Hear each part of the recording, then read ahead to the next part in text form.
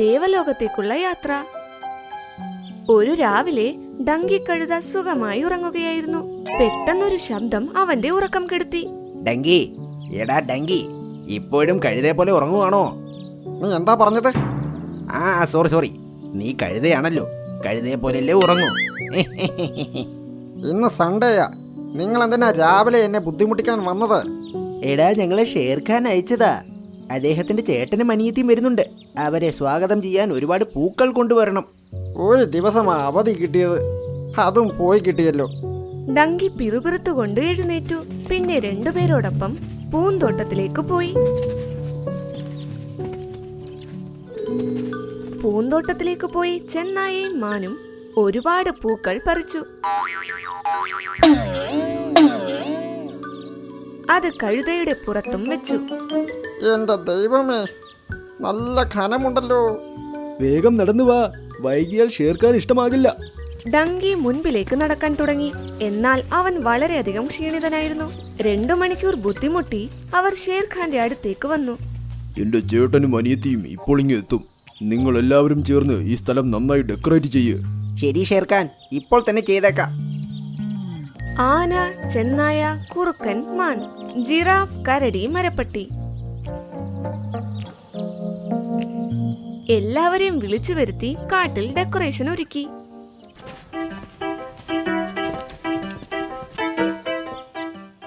പിന്നെ ഷേർഖാന്റെ ചേട്ടനും അനിയത്തിയും വന്നതിനു ശേഷം അവിടെ വലിയൊരു പാർട്ടി നടന്നു. എല്ലാവരും നല്ല നല്ല ഭക്ഷണങ്ങൾ കഴിച്ചു.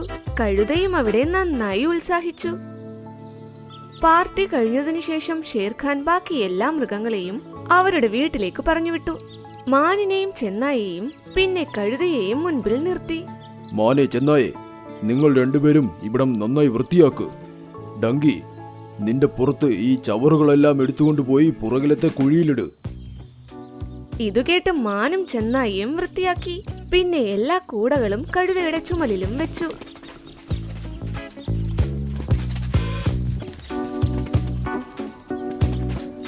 തലകറക്കത്തോടെ തന്നെ കൂടകളെല്ലാം കൊണ്ടുപോയി കാടിന്റെ പുറകിലുള്ള കുഴിയിൽ അതുപോയി കൊണ്ടിടാൻ തുടങ്ങി.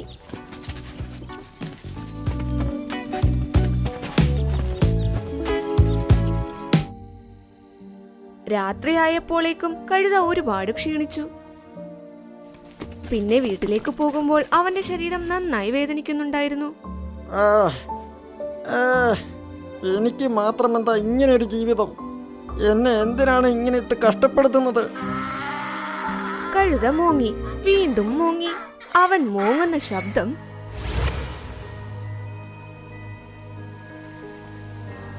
ദേവലോകത്തിരുന്നിരുന്ന ചുമന്ന ദേവത വരെ കേട്ടു.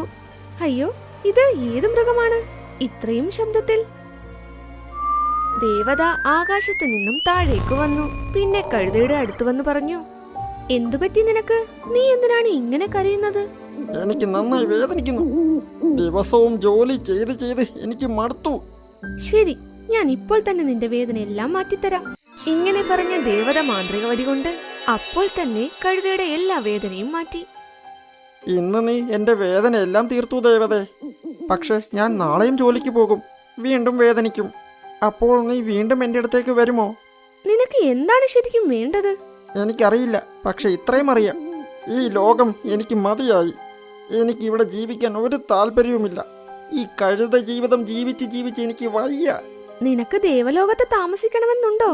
അവിടെ നിനക്ക് ഒരു ജോലിയും ചെയ്യേണ്ടി വരില്ല. ഇത് കേട്ടപ്പോൾ കഴുതയുടെ മുഖം വിടർന്നു. ഞാൻ വരാം, എന്നെ സ്വർഗലോകത്തേക്ക് കൊണ്ടുപോകൂ. അവൻ പറയുന്നത് കേട്ട് ദേവത മാന്ത്രിക വടി ഉയർത്തി.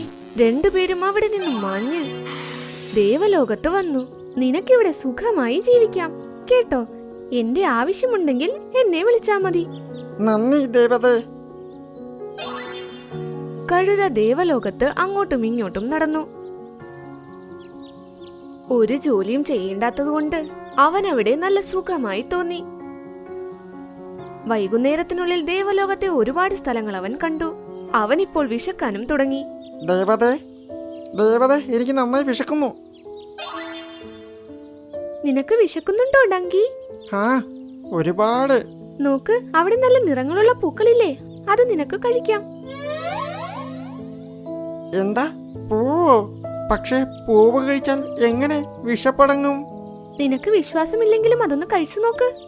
ദേവതയുടെ വാക്ക് കേട്ട് കഴുത പൂക്കളുടെ അടുത്തേക്ക് പോയി. അവൻ ആ പൂ കഴിക്കുകയും ചെയ്തു. കൊള്ളാമല്ലോ, ഇതിന് നല്ല രുചിയുണ്ട്. അങ്ങനെ അവന്റെ വിശപ്പും അവിടെ മാറിയിരിക്കുന്നു. ദേവലോകത്തിലെ എല്ലാ പൂക്കൾക്കും ഈ ശക്തിയുണ്ട്. ഇത് കഴിക്കുന്നവരുടെ എല്ലാം വിശപ്പ് ഒറ്റ നിമിഷത്തിൽ മാറും. കൊള്ളാം, ഇത് അതിനേക്കാൾ നല്ല വാർത്തയാണ്.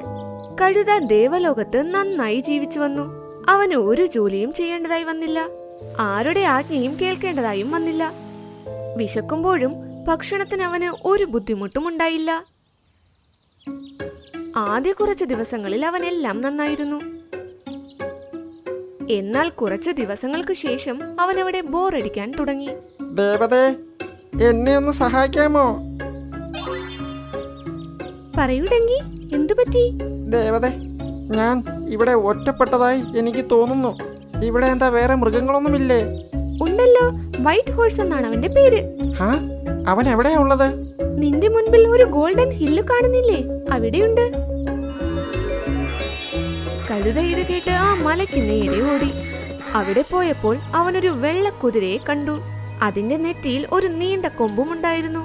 ഹാ, നിനക്ക് എന്തൊരു ഭംഗിയാ. നിന്റെ പേരാണോ വൈറ്റ് ഹോഴ്സ്? ഇങ്ങനെ പറഞ്ഞപ്പോൾ അത് കഴുതയ്ക്ക് നേരെ നോക്കി. എന്നാൽ ഒരു ഉത്തരവും നൽകിയില്ല. എന്തെങ്കിലും ഒന്ന് പറ. നീ എന്തിനാ വെറുതെ നോക്കി നിൽക്കുന്നത്? വൈറ്റ് ഹോഴ്സിന് അധികം സംസാരിക്കുന്നത് ഇഷ്ടമല്ല. അവൻ എന്തെങ്കിലും സംസാരിച്ചാൽ ദേവലോകത്തെന്തോ കുഴപ്പം വരാനിരിക്കുന്നെന്നാണ്. എന്തൊരു കഷ്ടമാ. കഴുത വീണ്ടും അവിടെയും ഇവിടെയും കറങ്ങി നടന്നു. എന്നാൽ ഇപ്പോൾ അവന് കൂടുതൽ ബോറടിക്കാനായി തുടങ്ങി. ഇടയ്ക്കിടെ അവൻ ദേവതയെ വിളിച്ച് ദേവതയോട് എന്തെങ്കിലുമൊക്കെ മിണ്ടും.